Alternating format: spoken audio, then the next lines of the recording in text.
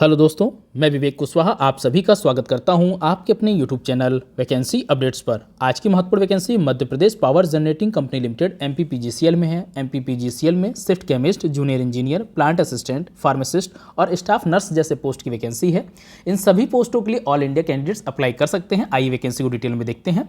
हमारी पहली पोस्ट है पॉली रसायनज्ञ यानी शिफ्ट केमिस्ट, जिसके अंतर्गत 3 वैकेंसी है जो कि रेगुलर पोस्ट की वैकेंसी है। इसमें अनरिजर्व के लिए 2 और एससी के लिए 1 सीट का आवंटन किया गया, निर्धारण किया गया है।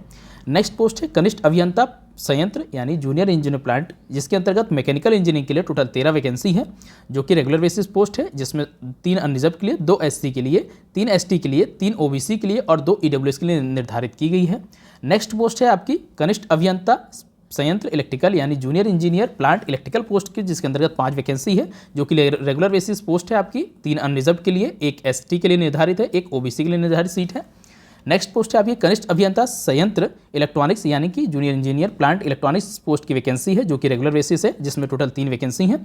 1 एससी के लिए, 1 एसटी के लिए और 1 ओबीसी के लिए सीट का निर्धारण किया गया है। आइए वैकेंसी को और देखते हैं आगे। जैसे कनिष्ठ अभियंता सिविल, जिसके अंतर्गत जूनियर इंजीनियर सिविल के लिए टोटल 6 वैकेंसी हैं, जिसमें 3 अनरिजर्व के लिए, 1 एससी के लिए, 1 एसटी के लिए और 1 ओबीसी के लिए निर्धारित है। ये भी रेगुलर बेसिस जॉब है आपकी। देखिए सभी पोस्टें आपकी रेगुलर बेसिस हैं, नियमित है। नेक्स्ट है आपका संयंत्र सहायक यानी प्लांट असिस्टेंट जिसको कहा जाता है।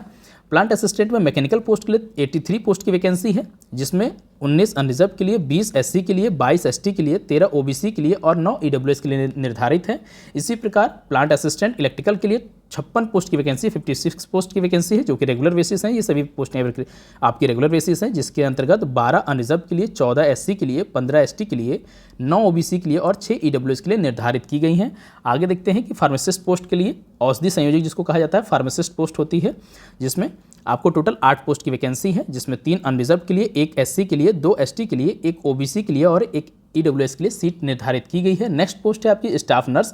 स्टाफ नर्स के अंतर्गत 14 पोस्ट की वैकेंसी है, जिसमें 3 अनरिजर्व के लिए, 5 एससी के लिए, 5 एसटी के लिए, 1 ओबीसी के लिए निर्धारित की गई है। टोटल 191 पोस्ट की वैकेंसी है। आप सभी इसको देख सकते हैं और ये आप सभी कैंडिडेट ध्यान रखेंगे कि आपको फीस का निर्धारण, एज का निर्धारण, इन सभी का या सैलरी का निर्धारण, जो वेतन आपको दिया जाएगा उन सभी का पोस्ट कोड के अकॉर्डिंग आगे डिस्क्राइब किया गया है, तो आप उसके अकॉर्डिंग ही देखेंगे। हम आगे देखते हैं कि आपके लिए और क्या इंपॉर्टेंट है। अब देखते हैं कि सबसे इंपॉर्टेंट आपके लिए क्या क्वालिफिकेशन है पोस्ट के अकॉर्डिंग, उसको देख लेते हैं। देखिए आपकी पहली पोस्ट है पॉली रसायनज्ञ यानी शिफ्ट केमिस्ट की। इसके लिए आपको फॉर्म अप्लाई करने के लिए देखिए पद कोड है इसका 001। इस पोस्ट के लिए फॉर्म अप्लाई करने के लिए AICTE के अंतर्गत या UGC के अंतर्गत मान्यता प्राप्त विश्वविद्यालय संस्थान से MSc आपका होना चाहिए। केमिस्ट्री के अंतर्गत केमिस्ट्री सब्जेक्ट के साथ यदि आपका MSc है तब आप इस पोस्ट के लिए फॉर्म अप्लाई कर सकते हैं। और यहाँ पे कंडीशन है, जो भी कंडीशन अनारक्षित एवं मध्य प्रदेश के मूल निवासी अन्य पिछड़ा वर्ग अभ्यर्थियों हेतु जो MSc है आपका उसमें 65% अंक होने चाहिए, 65% अंक होने चाहिए। चाहे जैसे अदर कैंडिडेट जो होंगे अदर स्टेट के वे अनरिजर्व में काउंट किए जाएंगे, तो उनके पास 65% मार्क्स होने चाहिए उनके ग्रेजुएशन में, MSc पोस्ट ग्रेजुएशन में। और आपके जो MP के मूल निवासी कैंडिडेट्स जो अनरिजर्व में आते हैं उनके पास भी 65% मार्क्स होने चाहिए, तभी आप इस पोस्ट के लिए फॉर्म अप्लाई कर सकते हैं। इसी प्रकार सभी कैंडिडेट्स के लिए निर्धारित किया गया है। नेक्स्ट पोस्ट है आपकी कनिष्ठ अभियंता मतलब जूनियर इंजीनियर मैकेनिकल के लिए, जिसका पोस्ट कोड है आपका 002। इस पोस्ट के लिए अप्लाई करने के लिए आपके पास मैकेनिकल इंजीनियरिंग में आपके पास डिप्लोमा होना चाहिए, BE BTech होना चाहिए, तब आप इस पोस्ट के लिए फॉर्म अप्लाई कर सकते हैं। सभी के साथ ही परसेंटेज क्राइटेरिया दिया गया है। आप सभी कैंडिडेट अपने जिस पोस्ट के लिए फॉर्म अप्लाई करेंगे उसको डिटेल में देख लेंगे। इसी प्रकार आपका जूनियर इंजीनियर इलेक्ट्रिकल पोस्ट के लिए यदि आप इलेक्ट्रिकल पोस्ट के लिए फॉर्म अप्लाई करना चाहते हैं तो इलेक्ट्रिकल एंड इलेक्ट्रॉनिक्स, देखिए आपके पास इलेक्ट्रिकल हो या इलेक्ट्रिकल एवं इलेक्ट्रॉनिक्स के अंतर्गत आपका इंजीनियरिंग में BE BTech हो, डिप्लोमा हो, तब भी आप इस पोस्ट के लिए फॉर्म अप्लाई कर सकते हैं। नेक्स्ट पोस्ट है आपका जूनियर इंजीनियर इलेक्ट्रॉनिक्स। इस पोस्ट के लिए अप्लाई करने के लिए आपके पास इलेक्ट्रॉनिक्स में या इलेक्ट्रॉनिक्स एंड इंस्ट्रूमेंटेशन में, इलेक्ट्रॉनिक्स एंड टेलीकम्युनिकेशन में, इलेक्ट्रॉनिक्स एंड कम्युनिकेशन में, इलेक्ट्रॉनिक्स एंड इंस्ट्रूमेंटेशन में हो, इंस्ट्रूमेंटेशन एंड कंट्रोल इंजीनियरिंग में, इनमें से किसी भी ब्रांच में यदि आपके पास BE BTech डिप्लोमा है तब भी आप इस पोस्ट के लिए फॉर्म अप्लाई कर सकते हैं। नेक्स्ट पोस्ट है आपकी जूनियर इंजीनियर सिविल। इस पोस्ट के लिए अप्लाई करने के लिए आपके पास सिविल इंजीनियरिंग के अंतर्गत UGC द्वारा मान्यता प्राप्त विश्वविद्यालय संस्थान से नियमित रूप से डिप्लोमा BE BTech होना चाहिए, तभी आप इस पोस्ट के लिए फॉर्म अप्लाई कर सकते हैं।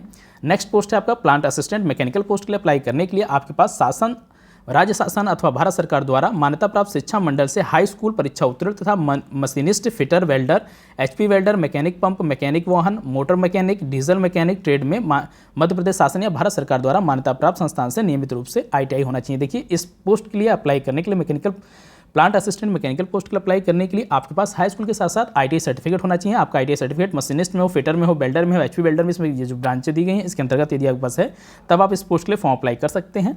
Next plant assistant electrical post, जिस पोस्ट के लिए अप्लाई करने के लिए आपके पास हाई स्कूल के साथ साथ ITI सर्टिफिकेट होना चाहिए।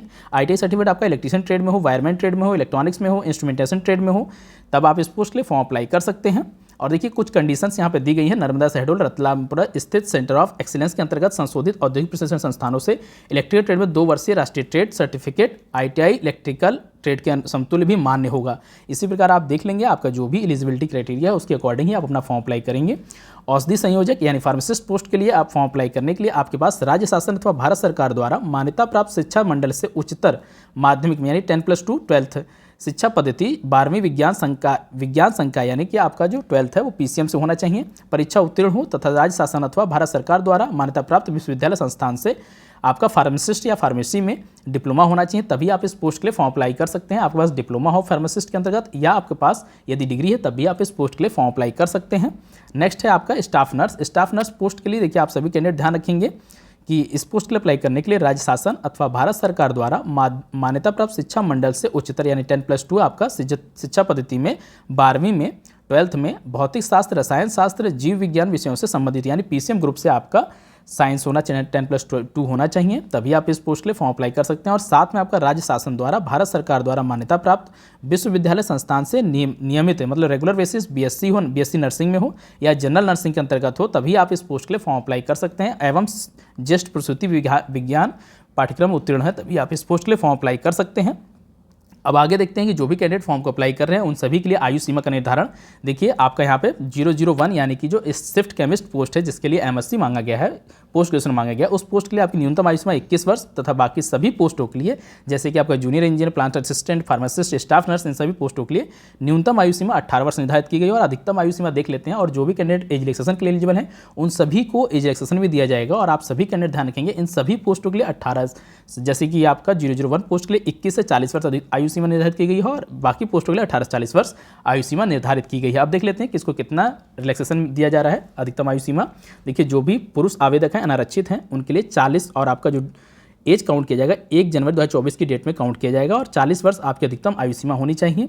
और जो अन्य राज्य के आवेदक देखिए यहाँ पे क्लियरली मेंशन है, मध्य प्रदेश के मूल निवासी आवेदक हेतु अधिकतम आयु सीमा 1-1 के द्वारा काउंट की जाएगी और 40 वर्ष आयु सीमा दी गई है। इसी प्रकार अन्य राज्य आवेदक हेतु अधिकतम आयु सीमा 1-1-2024 की स्थिति में 40 वर्ष ही होनी चाहिए। आप देखिए जो भी रिजर्वेशन दिया जाता है वे सिर्फ वहाँ उस स्टेट के मूल निवासियों की, जैसे कि मध्य प्रदेश की वैकेंसी है तो मध्य प्रदेश के मूल निवासियों को ही रिजर्वेशन आरक्षण का लाभ मिलेगा। अदर कैंडिडेट जो भी अदर स्टेट के कैंडिडेट फॉर्म अप्लाई करेंगे वे अनरिजर्व में अप्लाई करेंगे, अनारक्षित में अप्लाई करेंगे तो उनके लिए सभी कंडीशन अनारक्षित वाली मान्य होंगी।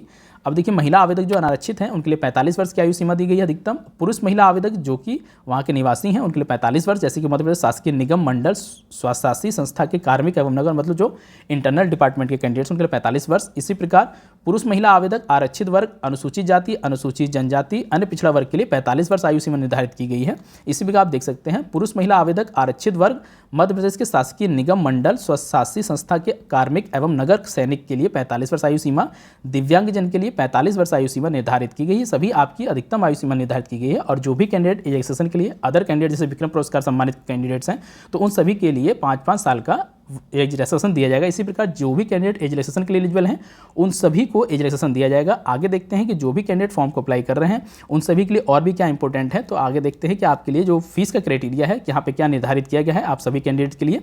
देखिए आवेदन शुल्क एवं अन्य प्रभार जो भी अनारक्षित वर्ग के कैंडिडेट्स हैं जैसे कि MP के अनारक्षित कैंडिडेट्स और अदर स्टेट जैसे ही आप UP से अप्लाई करते हैं या बिहार से अप्लाई करते हैं तो आपके लिए आप अनारक्षित वर्ग में होंगे तो आपके लिए 1200 रुपये की फीस देनी होगी। तथा मध्य प्रदेश के मूल निवासी जिनको आरक्षण मिलेगा, अनुसूचित जाति SC, अनुसूचित जनजाति ST, अन्य पिछड़ा वर्ग OBC, दिव्यांगजन, आर्थिक EWS जो भी कैंडिडेट्स उनके लिए 600 रुपये फीस का प्रावधान किया गया है। और आवेदन शुल्क नॉन रिफंडेबल है, किसी भी स्थिति में वापस नहीं किया जाएगा। आप सभी कैंडिडेट ध्यान रखेंगे कि एक से ज़्यादा आपका जो ट्रांजेक्शन हो वो नहीं होना चाहिए। आप फॉर्म अप्लाई करते समय इस बात का ध्यान रखें, कोशिश करें कि एक ही बार ट्रांजेक्शन हो, अगर कोई भी त्रुटि होती है तो उसका वेट कर लें थोड़ा सा। और देखिए आप सभी कैंडिडेट इन सभी पोस्टों के लिए ऑनलाइन एप्लीकेशन 2 अप्रैल 2024 से स्टार्ट हो चुके हैं तथा आप 30 अप्रैल 2024 तक फॉर्म को अप्लाई कर सकते हैं। अब देखिए इन सभी पोस्टों के अकॉर्डिंग आपके लिए क्या इंपॉर्टेंट्स आपके सिलेबस हैं उसका हमने अपने वीडियो के लिंक में डिस्क्रिप्शन दे दिया है। आप वहाँ से जाके अपना डिटेल सिलेबस डाउनलोड कर सकते हैं जिसको आप देख सकते हैं कि आपका किस प्रकार का सिलेबस है। आपका क्या क्या पैटर्न रहेगा एग्जाम पैटर्न, उसको आप डिटेल में देख सकते हैं। आगे हम बता देते हैं कि आपका पैटर्न जो है एग्जाम का किस प्रकार होने वाला है, ताकि आपको अपना उसी अकॉर्डिंग सिलेबस देख लेंगे। नॉन टेक सभी के लिए कॉमन है, लेकिन टेक्निकल पोस्ट वाइज अलग अलग है आपके लिए। अब देखिए यहाँ पे जैसे चयन प्रक्रिया है, तो इसमें ऑनलाइन आवेदन पत्र आमंत्रित किए जाएंगे। उसके बाद आवेदकों का संबंधित पद पर चयन कंप्यूटर आधारित परीक्षा मतलब CBT के अकॉर्डिंग ही प्राप्त अंकों के आधार पर किया जाएगा। जो आपका एग्जाम है मध्य प्रदेश राज्य के शहरों में आयोजित किया जाएगा। अब देखिए जो CBT होगा उसमें 100 प्रश्न होंगे, जिसमें प्रत्येक प्रश्न 1 अंक का होगा, बहुविकल्पीय प्रश्न होगा। परीक्षा में 75 प्रश्न संबंधित विषय पर आधारित होंगे, जैसे जो भी टेक्निकल कैंडिडेट्स होंगे 75 सब क्वेश्चन उनके सब्जेक्ट से रिलेटेड होंगे, उनके ब्रांच से रिलेटेड होंगे, तथा शेष 25 क्वेश्चन प्रश्न सामान्य ज्ञान एवं अभिरुचि, तार्किक योग्यता इत्यादि से संबंधित होंगे। यानी कि 75 क्वेश्चन आपके टेक्निकल होंगे और 25 क्वेश्चन नॉन टेक्निकल होंगे। परीक्षा की अवधि 2 घंटे की होगी। 100 प्रश्नों के लिए आपको 2 घंटे का समय दिया जाएगा और प्रत्येक गलत, देखिए आप सभी कैंडिडेट ध्यान रखेंगे कि यहाँ पे परीक्षा में अभ्यर्थियों द्वारा दिए गए गलत उत्तर का नकारात्मक अंकन नहीं होगा, आपका नेगेटिव मार्किंग इसमें नहीं है। और आपका जो क्वेश्चन पेपर होगा दोनों पैटर्न में होगा, अंग्रेजी और हिंदी दोनों भाषाओं में होगा। तो आप सभी कैंडिडेट इस बात के लिए क्लियर रहेंगे कि आपका टोटल 100 प्रश्नों का आपका एग्जाम होगा, जो जिसके लिए 2 घंटे का समय दिया जाएगा, जिसमें 75 क्वेश्चन आपके टेक्निकल होंगे और 25 क्वेश्चन नॉन टेक होंगे। इसका डिटेल सिलेबस हमने अपने डिटेल सिलेबस डाउनलोड करने का लिंक हमने वीडियो डिस्क्रिप्शन में दे दिया है, आप वहां से अपने पोस्ट वाइज अपने सिलेबस को डाउनलोड कर ले। इसी प्रकार वैकेंसी से जुड़ी हर छोटी बड़ी जानकारी प्राप्त करने के लिए आप हमारे चैनल वैकेंसी अपडेट्स को सब्सक्राइब कर ले। और आप सभी कैंडिडेट जो भी इन सभी पोस्टों के लिए फॉर्म अप्लाई करेंगे उन सभी के वेतन एवं भत्ते यहाँ पे दिए गए हैं। जैसे जो भी आपका सिर्फ केमिस्ट कैंडिडेट्स हैं उनको लेवल 12 का आपको वेतन दिया जाएगा, और इसी प्रकार जो जूनियर इंजीनियर कैंडिडेट्स हैं उन सभी को लेवल 8 का आपको वेतन दिया जाएगा, और प्लांट असिस्टेंट कैंडिडेट्स के लिए लेवल 6 का, और फार्मासिस्ट कैंडिडेट्स के लिए लेवल 4 का, और स्टाफ नर्स के लिए लेवल 5 का आपको सैलरी दिया जाएगा, जिसको यहाँ पे डिटेल में बताया गया कि कितना लगभग आपका सैलरी होने वाला है। तो इसी प्रकार वैकेंसी से जुड़ी हर छोटी बड़ी जानकारी प्राप्त करने के लिए आप हमारे चैनल वैकेंसी अपडेट को सब्सक्राइब करें, हमारे वीडियो को लाइक करें, शेयर करें और अपना सपोर्ट बनाए रखें। धन्यवाद।